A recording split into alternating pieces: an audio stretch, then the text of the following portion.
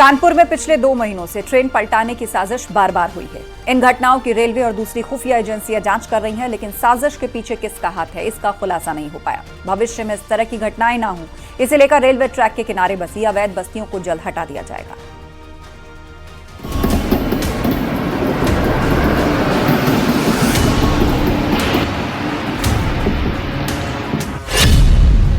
अगस्त को साबरमती एक्सप्रेस पटरी से कानपुर झांसी रेलवे लाइन पर बोल्डर वाली साजिश हुई, जिसकी वजह से वाराणसी से अहमदाबाद जा रही साबरमती एक्सप्रेस ट्रेन का शिकार हुई। 8 सितंबर को कालिंदी एक्सप्रेस को पलटाने की साजिश। बर्राजपुर स्टेशन के पास भरा हुआ एलपीजी सिलेंडर रखा गया था। घटना स्थल के पास पेट्रोल की बोतल और बारूद मिला था। 20 सितंबर को ट्रैक पर एलपीजी सिलेंडर मिला। ससरौल की प्रेमपुर स्टेशन की लूप लाइन पर सिलेंडर बरामद हुआ था। वहीं 29 सितंबर को गोविंदपुरी स्टेशन से 500 मीटर की दूरी पर 5 किलो का फायर सेफ्टी सिलेंडर मिला। कानपुर में 1.5 महीने में करीब 4 घटनाएं सामने आई हैं, जिसमें ट्रेन को पलटाने की नाकाम साजिश रची गई।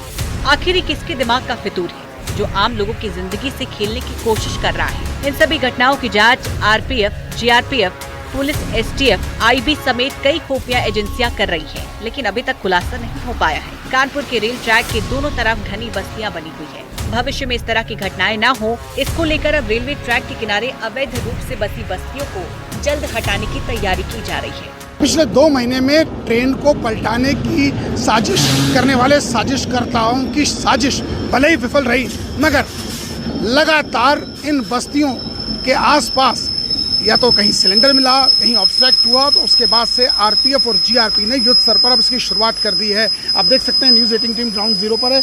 ये इस टाइम झकरघटी के पास है, जहां देखा जा सकता है कि रेलवे ट्रैक के दोनों तरफ की अगर बात की जाए तो बस्तियां राइट और लेफ्ट दोनों तरफ से, और ऐसे में देख सकते हैं कि सामने बस्ती बनी है, लोग हैं, और जीआरपी और आरपीएफ ने अब इनकी कुंडली खंगालना शुरू कर दिया। अगर रेलवे अधिकारियों के माने, रेलवे सोर्सेज के माने, तो 80 बस्तियों को चिन्हित कर दिया गया है और इनको हटाने का ब्लूप्रिंट भी तैयार कर दिया। 100 लोगों को अभी तक पूछताछ के लिए पुलिस ने उठाया है, क्योंकि आसपास के यहाँ इन क्षेत्रों के रहने वाले उन 100 लोगों में से कुछ ऐसे हैं जो बिहार के हैं, कुछ झारखंड के हैं और कुछ अन्य स्टेट्स के हैं, और उनकी अब जब तक डिटेल नहीं आती तब तक पुलिस इनको अपने रडार पर रखे और एक बार इनकी रिपोर्ट आने के बाद पुलिस अग्रिम कार्रवाई करेगी। झकरकट्टी पुल के नीचे रेलवे ट्रैक के दोनों तरफ की बस्तियों में हजारों की संख्या में लोग रहते हैं। ना उनके पास आधार कार्ड है और ना ही कोई पता, इसलिए अब इनके वेरिफिकेशन का काम शुरू कर दिया गया है। इसके अलावा जो बस्तियां अवैध रूप से बसी हैं, उनको भी जल्द हटाने के निर्देश दिए जा रहे हैं। फिलहाल जांच चल रही है। इसके पीछे तर्क है कि रेलवे ट्रैक खाली रहेगा और कोई भी संदिग्ध रेलवे ट्रैक के पास नहीं घूम सकेगा। एक के बाद एक घटनाओं के सामने आने के बाद अब तक सैकड़ों लोगों से पूछताछ की जा चुकी है। हजारों लोगों के मोबाइल सर्विलांस पर लिए गए हैं, लेकिन अभी भी जाँच एजेंसियों के हाथ खाली है। फिलहाल इन घटनाओं को आतंकी साजिश के नजरिए से भी देखा जा रहा है। वहीं इस बात की भी पड़ताल हो रही है कि कहीं इस साजिश के पीछे एक ही गैंग का हाथ तो नहीं। हर पहलू को देखा जा रहा है, टेक्निकल स्टाफ की मदद ली जा रही है। कानपुर से न्यूज़ 18 के लिए अमित गंजू की रिपोर्ट।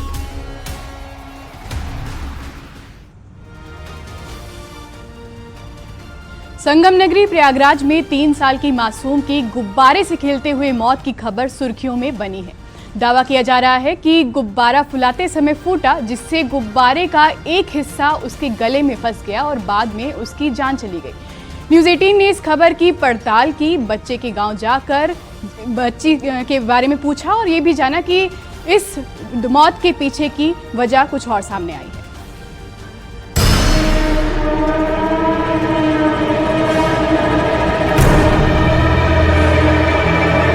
प्रयागराज की घटना सोशल मीडिया पर पूरी तरह से छाई हुई है, जिसमें दावा किया जा रहा था कि 3 साल की बच्ची शहरीन के साथ एक हादसा हो गया। वो गुब्बारे के साथ खेल रही थी, इतने में गुब्बारा जोर से फूटा और उसका एक टुकड़ा शहरीन के गले में अटक गया।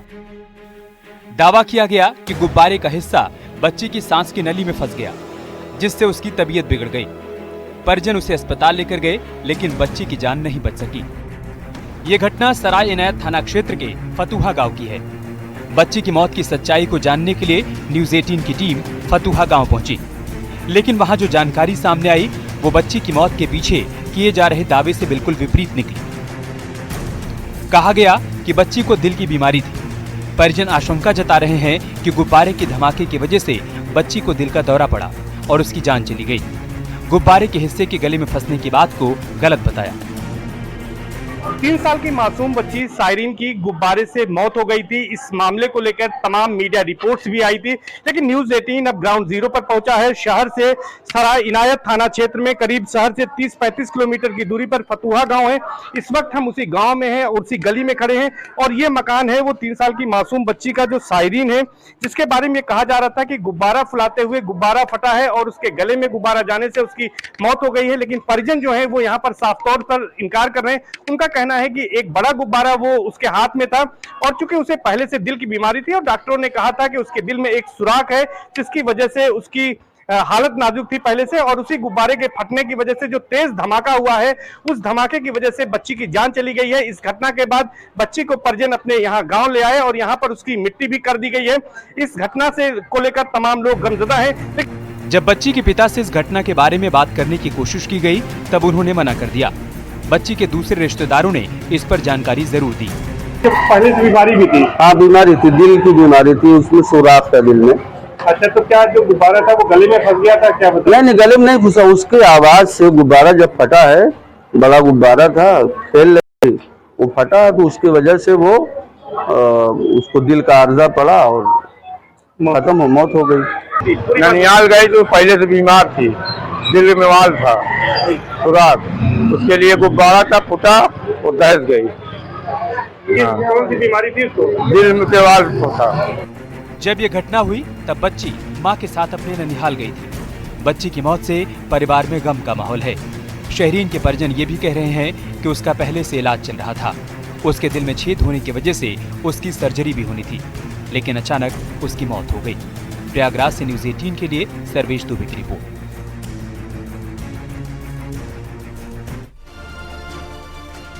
और तेज रफ्तार का एक बार फिर से कहर देखने को मिला है। मिर्जापुर में ट्रैक्टर ट्रॉली को ट्रक ने जबरदस्त टक्कर मार दी। इस हादसे में 10 लोगों की जान चली गई है।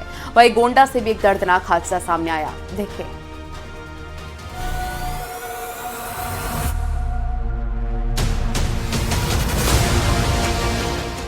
सड़क पर रफ्तार का कहर,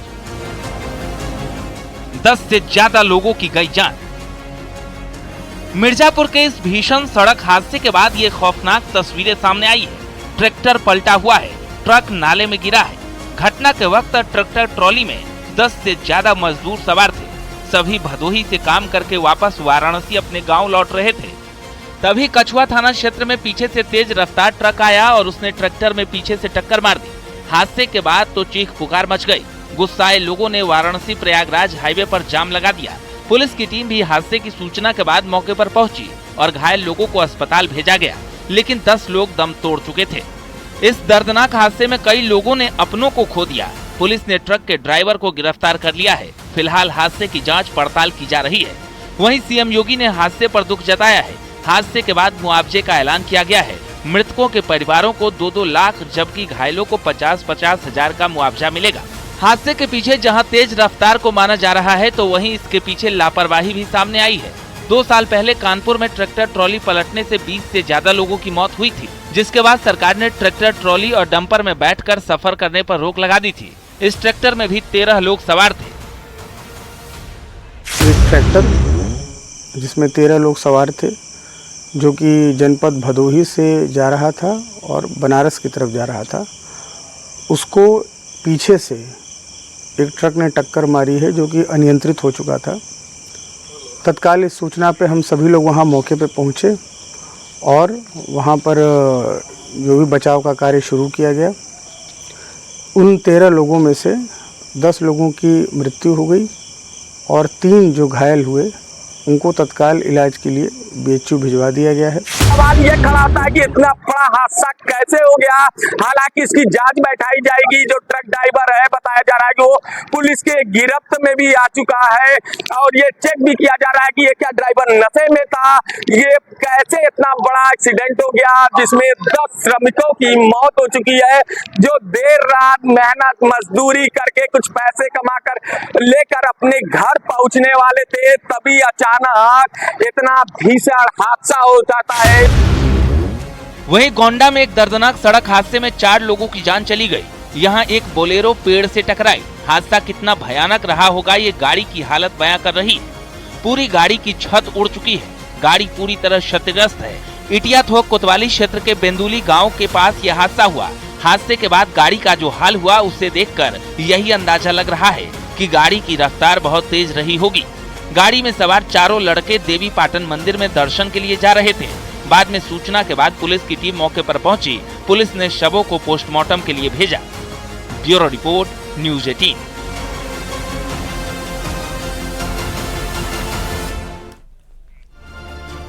मिर्जापुर में हुए सड़क हादसे में प्रधानमंत्री मोदी ने भी गहरा दुख जताया और घायलों को बेहतर इलाज के निर्देश दिए। इसके बाद भाजपा जिलाध्यक्ष और एमएलसी हंसराज विश्वकर्मा और एमएलसी धर्मेंद्र राय ने जिले के अफसरों के साथ बीएचयू के ट्रॉमा सेंटर पहुंचकर घायलों का हाल जाना। भाजपा नेताओं ने मिर्जापुर और वाराणसी के डीएम से बात करके पीड़ित परिवारों को फौरन आर्थिक सहायता पहुंचाने का भरोसा दिया। एमएलसी मृतकों के घर भी पहुंचे और उनसे मुलाकात की। तो मिर्जापुर सड़क हादसे में 10 लोगों की जान चली गई। इस पूरी घटना पर देश के प्रधानमंत्री मोदी ने भी दुख प्रकट किया और वहां के एमएलसी बाकायदा पीड़ित परिवार से मुलाकात करने भी पहुंचे और डीएम से बातचीत करके जो घायल हैं उनके इलाज की उचित व्यवस्था भी करवाई। एमएलसी हंसराज शर्मा ने मुलाकात की है। एमएलसी धर्मेंद्र राय ने परिवार से मुलाकात की है। बीएचयू ट्रॉमा सेंटर पहुंचकर वो घायलों से मिले हैं।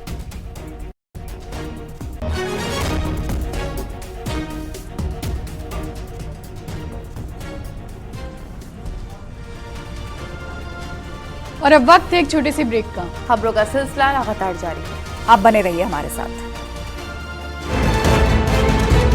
बिजनौर में कुट्टू का आटा खाने से 150 लोग बीमार हो गए हैं। बीमार लोगों में बच्चे भी शामिल हैं।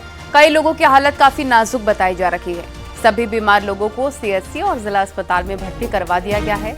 नवरात्र चल रहे हैं, ऐसे में लोगों के व्रत होते हैं और वो कुट्टू के आटे का सेवन करते हैं और खराब क्वालिटी के कुट्टू के आटे को खाने की वजह से 150 लोग बीमार हो गए हैं, जिसमें कई मासूम बच्चे भी शामिल हैं। इनफैक्ट कई लोगों की हालत काफ़ी सीरियस भी बनी हुई है, जिनका सीएचसी हॉस्पिटल में इलाज चल रहा है। तो बिजनौर में बीमारी का आटा बताया जा रहा है कि लोगों के लिए मुसीबत बन चुका है। 150 लोग बीमार।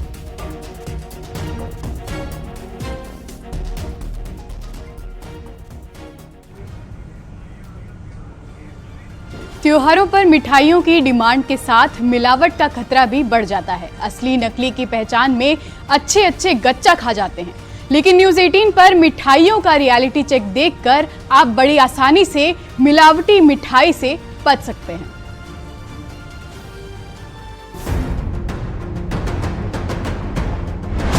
मिलावटी मिठाइयों से सावधान, वरना पड़ जाएगी खतरे में जान।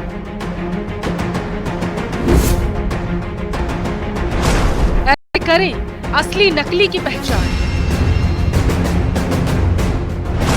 खास बातों का रखें ध्यान। न्यूज़ 18 पर मिठाइयों का रियलिटी चेक। ये हम देख रहे हैं कि जो आपका शुद्ध देसी घी है उसका कलर आपका पीला रहेगा, येलो कलर। वो डार्क भी हो सकता है, लाइट भी हो सकता है। तो इस तरह से आप पहचान कर सकते हैं घी, क्योंकि घी का इस्तेमाल सभी तरह की मिठाइयों में किया जाता है। मिठाइयाँ स्वाद और सेहत का खजाना। मिठाइयों को प्रचुरता और समृद्धि के प्रतीक के रूप में भी देखा जाता है। तभी हमारे देश में खुशी के मौके पर मुंह मीठा कराने की परंपरा है। मिठाइयाँ रिश्तों में अपनेपन की मिठास भी घोलती हैं। इसलिए त्योहारों पर मिठाइयों के आदान प्रदान का चलन भी खूब हो रहा। त्योहारी सीजन आते ही बाजार में मिठाइयों की डिमांड बढ़ जाती है, जिसे मिलावटखोर आपदा में अवसर समझ लेते हैं। मुनाफा कमाने के चक्कर में मिलावटखोर नकली और केमिकल से बने रंगों वाली मिठाइयाँ बेचते हैं, जिन्हें खाने से पेट में इन्फेक्शन के साथ कई बीमारियां भी आपको हो सकती हैं। सबसे परेशान करने वाली बात यह है कि मिलावटी मिठाइयाँ लीवर, किडनी और दिल के लिए भी खतरनाक है।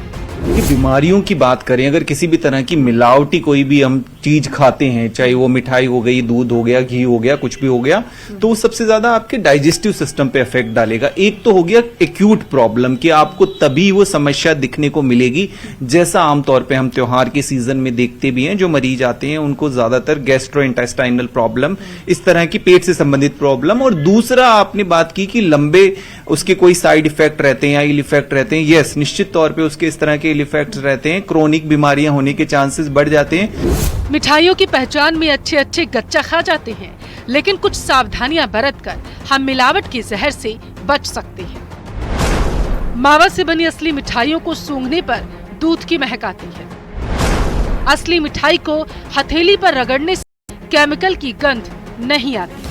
आपको मिठाई भी बिल्कुल आपको एकदम एक सही जगह से लेनी है। ऐसे नहीं कि कहीं भी आप रोड साइड से मिठाई ले रहे हैं। मिठाइयों में सबसे पहले जरूरी है कि देखिए मिठाई का बनाने के लिए किन चीजों का इस्तेमाल किया जाता है। कलर एक उसमें बहुत महत्वपूर्ण जो है इंग्रेडिएंट्स है कि अगर आप मिठाई हाथ में ले रहे हैं, वो कलर छूट रहा है तो इसका मतलब कहीं ना कहीं मिलावटी कलर है। या इसके बाद जैसे हमने ये रखा हुआ है एल्यूमिनियम फॉयल, तो मिठाइयों में देखा होगा कि ज्यादातर हम जो चांदी का वर्क है उसका इस्तेमाल करते हैं, तो कई बार उसकी जगह ये एल्यूमिनियम मिला देते हैं। तो वो एल्यूमिनियम भी आप आसानी से पहचान सकते हैं कि जैसे इस मिठाई की बात करें हम, तो इस मिठाई में कहीं ये एल्यूमिनियम है या वो है। जो एल्यूमिनियम होगा देखिए उसकी मोटी परत होगी, वो बहुत आराम से ऐसे छूट जाएगा। और सही में अगर आपका ये चांदी का वक्र होगा तो ये ऐसे नहीं छूटेगा। तो ये छोटी छोटी चीजें हैं जिनके जरिए आप पहचान सकते हैं, टेस्ट के जरिए आप पहचान सकते हैं। रंग के आपके हाथ पर दिख रहा है तो हम इससे भी समझ सकते हैं कि अगर चीज आपके हाथ में इजीली आ रही है तो वो शायद उसमें थोड़ी मिलावट हो सकती है। खोया जैसे बहुत आसानी से आप जीभ पे रखेंगे एकदम डिजोल्व हो जाता है तो ठीक है, बट अगर वो बहुत हार्डनेस आपको लग रही है तो मिलावटी है। तो कुछ कुछ चीजें ऐसी है जो हाथ में आप रख कर सकते हैं।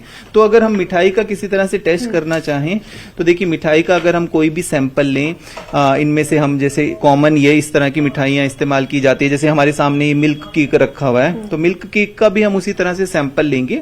और सैंपल लेने के बाद जैसे हम किसी भी उसको टेस्ट ट्यूब के अंदर हम जैसे डालेंगे, टेस्ट ट्यूब में हमने जैसे मिल्क केक या कोई भी मिठाई के सैंपल को डाला, ये पानी, और इसके बाद इसको फिर हमने थोड़ा सा मिक्स करेंगे, इसको डाइल्यूट करेंगे। और उसके बाद फिर इसके अंदर फिर से हम आपका ये जो सोल्यूशन है ये डालेंगे, बफर सोल्यूशन, एक बार इसके अंदर फिर डाल के फिर मिक्स करेंगे। पर इस तरह की चीजें आप घर पर नहीं कर पाएंगे डेफिनेटली। अगर आपको कोई डाउट रहता है तो आप निश्चित तौर पे FSI को आप संपर्क करें। त्योहारों पर रंग बिरंगी मिठाइयाँ खरीदने से बचना चाहिए, क्योंकि अधिकांश मिठाइयों को आर्टिफिशियल रंग मिलाकर रंगीन किया जाता है। इसके अलावा पैकेज्ड मिठाई पर food safety and standard authority of India यानी कि FSSAI के सर्टिफिकेशन की जांच जरूर करें। अगर कोई दुकानदार नकली मिठाई बेचता है तो FSSAI के पोर्टल पर उसकी शिकायत अब दर्ज करा सकते हैं। खाद्य पदार्थों में मिलावट पर कई राज्यों में 10 लाख तक का जुर्माना और आजीवन कारावास का प्रावधान भी है। वो प्रोसेस दिखा रहे थे, आप घर पर भी जांच कर सकते हैं। और जैसा डॉक्टर समीर भाटी ने कहा कि अगर आप कोई मिठाई लेकर आते हैं, अगर उसके कलर में चेंजेस हो रहे हैं, अगर हाथ पर उसका जो वर्क है चांदी का वो आपके लग रहा है तो आप उससे समझ सकते हैं। और बहुत ज्यादा जरूरी है कि किसी ऐसी जगह से मिठाइयां ली जाएं या ये सारी चीजें ली जाएं जो एक ऑथेंटिसिटी आपको प्रोवाइड करती हो, और खुद के लिए सतर्क होना बहुत ज्यादा जरूरी है। कैमरामैन हरीश के साथ फराह खान, न्यूज़ 18 दिल्ली।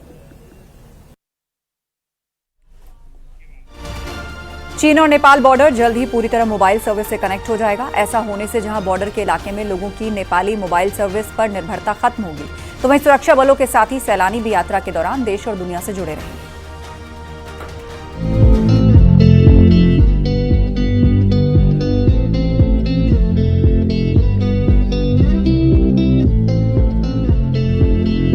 बॉर्डर के अल्मोड़ा लोकसभा में कई इलाके आज भी ऐसे हैं जहां मोबाइल सर्विस तो दूर, फोन भी नहीं पहुंच पाया है। दूर संचार से कोसों दूर सबसे अधिक इलाके चीन और नेपाल बॉर्डर पर हैं।